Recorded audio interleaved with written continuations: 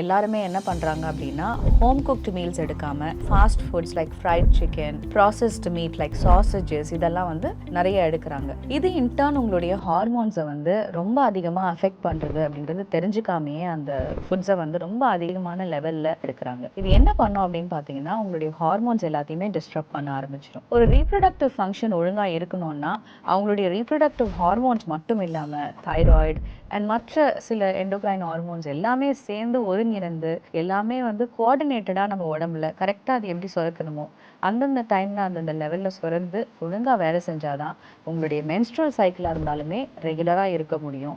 At the same time மென்னுக்குமே வந்து அவங்களுடைய sperm count ஹெல்தியாக இருக்கிறது இது எல்லாமே வந்து அவங்களுடைய ஃபுட் ஹேபிட்ஸில் தான் டிபெண்ட் ஆகிருக்கு. இது உங்களுடைய ஃபர்டிலிட்டி ஜேர்னியை ரொம்பவே காம்ப்ளிகேட் பண்ணுறதுக்கான வாய்ப்பு நிறையா இருக்குது. So if your trying to conceive, start from today, start eating home cooked meals.